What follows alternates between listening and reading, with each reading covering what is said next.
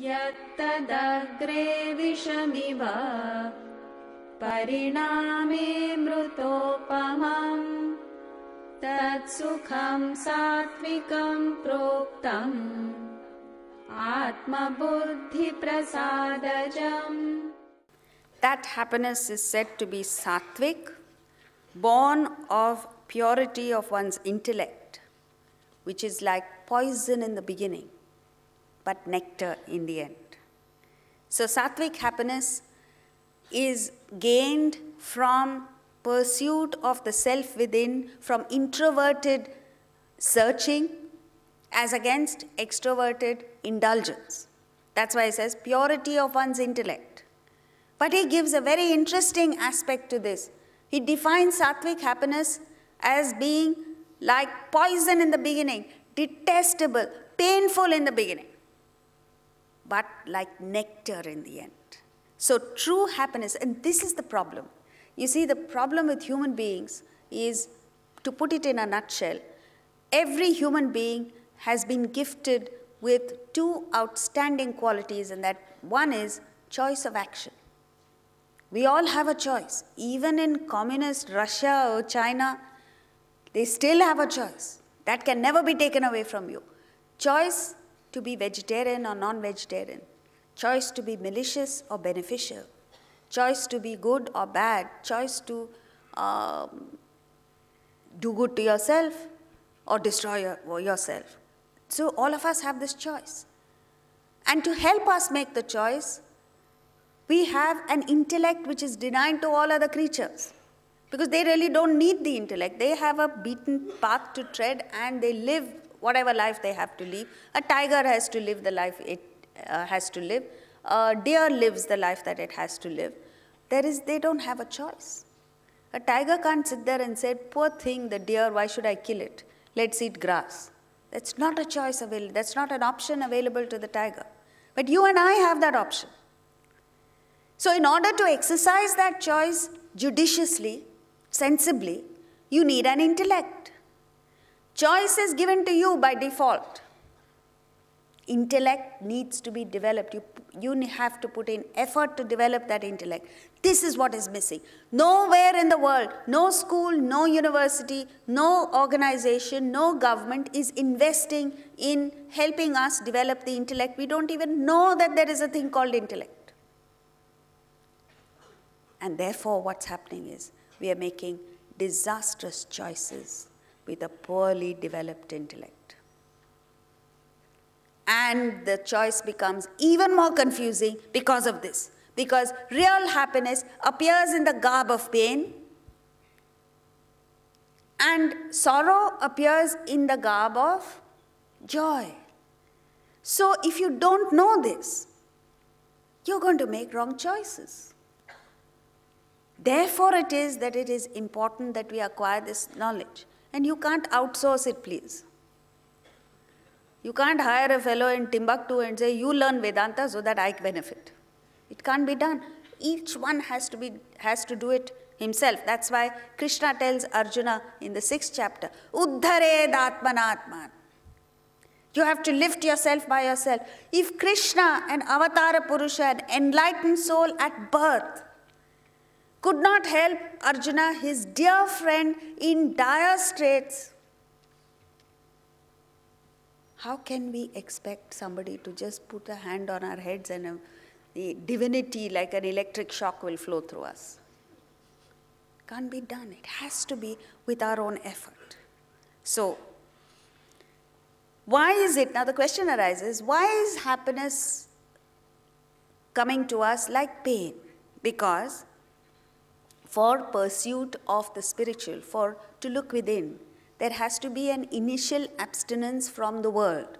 Let's say, to be here from 6:30 to 8, every evening, those of you who've come for 5 evenings, you have had to deny yourself certain enjoyments that you could have had in this hour and a half outside. Maybe some of you could have watched TV, some of you could have had a drink, some of you could have met friends, whatever it is. So there is that initial abstinence. That is painful because you're in no man's land. You've given up what is known to you, and you haven't yet got established in the higher. This is what Plato's metaphor is about. You know the famous story of Plato's metaphor where there's a generation of people living in a cave. And one youngster says, there has to be something beyond just this dark cave. Nobody is with him, no one shares his conviction, so he sets out on his own. When he starts walking away from the cave, he reaches a stage where he's lost sight of the fire in the cave. He hasn't yet come to the mouth of the cave. He is in pitch darkness. This intermediate stage, every spiritual aspirant goes through. Therefore, he says, Satwik happiness, real happiness, is like poison in the beginning. It's true. It's true even in the relative. Suppose you decide to be healthy, for which the first thing you need to do is exercise and lose weight. Watch your diet. Eat healthy. Now when you say diet, it sounds negative. Say eat, but eat healthy. And you go to a dietitian, and the dietitian gives you a certain regimen to follow. In the beginning, it is like death. Those who have never gone to a gym, first day when you go to a gym and come back, how do you feel the next day? You feel exhausted? That's an understatement. You feel every muscle in your body because it is paining. The whole body aches. But they tell you, don't quit. Keep on at it.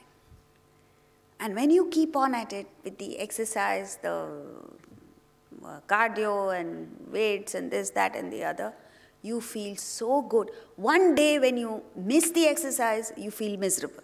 Isn't that true? Same thing with food.